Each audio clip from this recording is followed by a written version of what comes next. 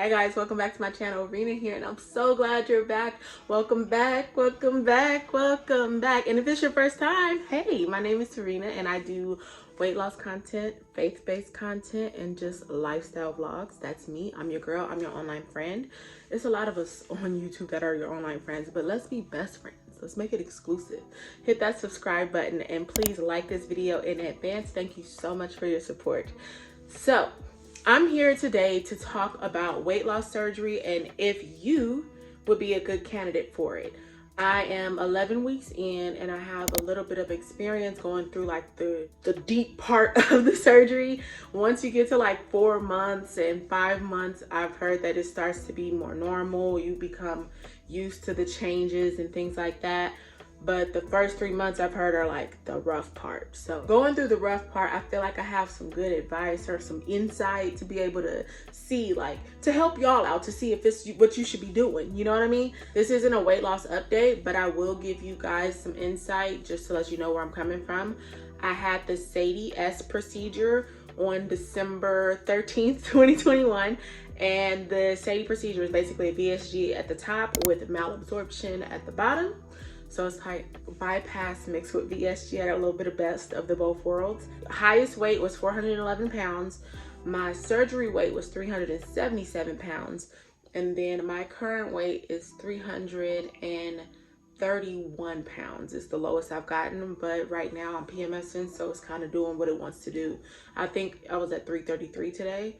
I'm roughly 5 pounds away from losing 50 pounds after my surgery, and roughly around 80 from my highest weight, which bravo to me. Let me take a second to celebrate myself. You go, Rena, you did that, right? That's my stats and that's my little background. So jumping into the video, I used to always think that you had to be like 500, 600 pounds in order to get weight loss surgery. Bruh, I was so wrong. I used to be so insulted when my doctor would suggest weight loss surgery, and I was like, but I'm not there though. I would really feel like you coming for me. And I really, honestly and truly, a part of me wish I would have got it back then. I'm also really glad I didn't, because based on this list, I wouldn't have done well with weight loss surgery. I would have definitely failed at having this procedure. So let's jump right into it. If you're good to be a candidate for weight loss surgery, your BMI has to be 30 or higher. 30 is on the lower end, but if you have if you have comorbidities with them, then you would be a candidate for it. Comorbidities being like diabetes, high blood pressure, high cholesterol, because they're trying to kind of get ahead of it. So they would rather have this procedure that they know will help to regulate that, so that way it won't be that big of a problem in the future. So you don't have like a heart attack and stuff like that. We don't want that for you. My hands are really like, I just had coffee. I know that's the problem. I just had coffee. I'm so sorry. Yeah, so number one, a BMI in the 30s with comorbidities, and then higher if you're just higher. My BMI was 68. 68. 68. Jesus, it got really high. Also, just a tidbit, Medi-Cal will cover your weight loss surgery, especially to prevent, you know, further comorbidities, and especially if you have a really high BMI. I got my surgery through KAISER via Medi-Cal. I didn't have anything to pay out of pocket. My insurance took care of it for me, and I am so grateful for that. The next criteria to see if you're a good candidate for weight loss surgery is if you've been overweight most of your life. Like if you're like one of those people like me that are like, I just never been skinny. I just have always been plus size. And plus size doesn't have to be a 3X, 4X. A plus size can be a 2X. It's a lot of people that got the surgery at like 280, and I'm like, bro, that's where I'm trying to go. Your before is my after. Like, man, that's why when my doctor used to suggest it, I would be like insulted. But seeing how small some of the people are that get weight loss surgery, I'm like, I never knew. In my Tony Baker voice, I never knew. It's a lot of people who have gotten weight loss surgery and they started from the 200s. Their highest weight was like 290, 280. They've never been, like, I've seen people whose highest weight was 240 and I was like, must be nice, my boy. I'm trying to get like you, my boy. Like, dang. But you know, I'm not judging anybody's journey. It was the best thing for them. They got it. I'm glad they're happy. I'm glad they're healthy. I'm just saying that to say you don't have to be a 5X, 6X in order to get this weight loss surgery. But if you have been overweight majority of your life, then you would be a good candidate for weight loss surgery. Number 3. I don't even think I was counting them, but I'm counting them now. Number 3 is if you have tried other things to do weight loss. I'll give you my example. I remember being in high school, waking up early just to work out to try to lose weight. I've done my version of Weight Watchers because I didn't have any of the information. I was just looking online.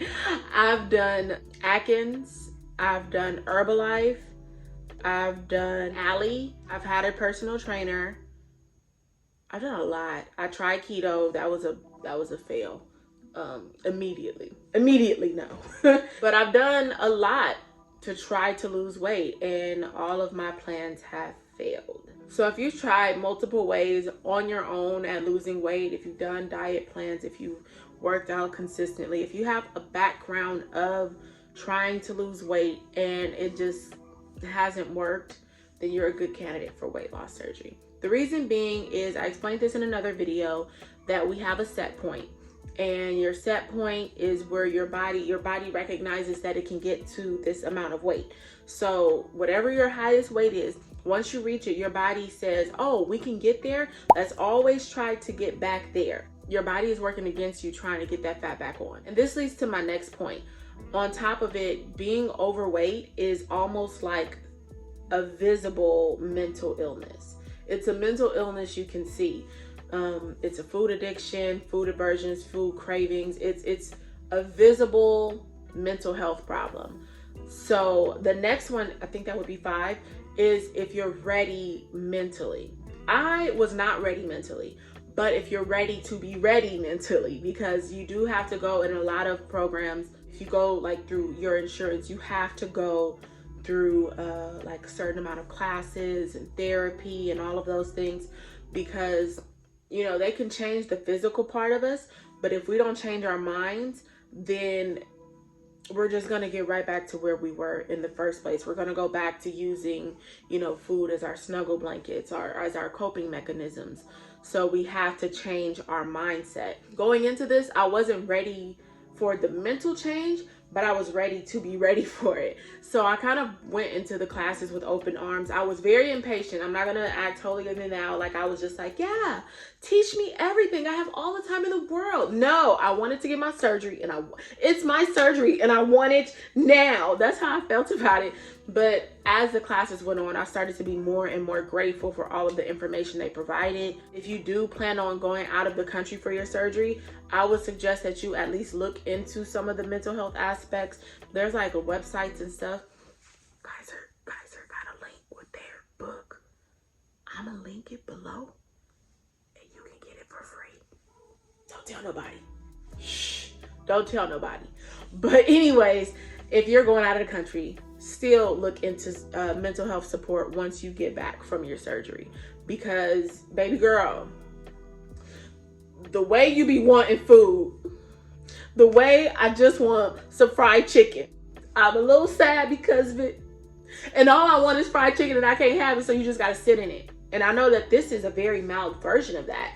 There's really extreme like aversions and cravings where people literally will open themselves up to dumping syndrome because they just have to have this food. That's why I said being overweight is basically like a visible mental illness. So if you are overweight, 1, your body's fighting against you with that set point, and 2, we got to fix what's going on in here before, so that we don't get back to here. Okay, I think I would be at number 6 if I was counting like I was supposed to be counting. But tying into the last one, it's you have to be set up for success and actually welcome the success.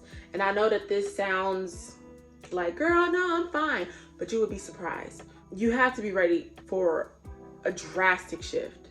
So often we are just the fat girls.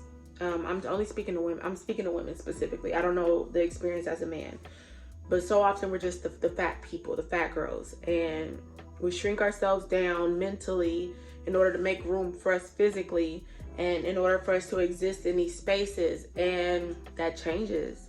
Confidence changes. Sometimes that ends up changing your circle of friends, and it changes the way you celebrate. There's so many times you have to be really disciplined because, you know, everybody celebrates with food. We're American. Food is every freaking thing to us. With the food being everything and everywhere, birthdays, graduations, promotions, anything, we celebrate with food. You gotta be ready to like hunker down and like go to those things and either not eat, look in advance to see what you can eat, or bring your own food. It just changes so much. I've mentioned it before, your interactions with people, the way you see yourself, the way you feel about yourself, your body. You think that you're just gonna be like, oh, I look so good, I feel so much better. And that's a big part of it. I'm really proud of how I look and I feel so good. But sometimes I see loose skin already and I'm just like, oh, okay. So you have to be ready for drastic change. You also have to be disciplined. You're gonna have to take vitamins every day. Every day. I have mine here and I'm already behind.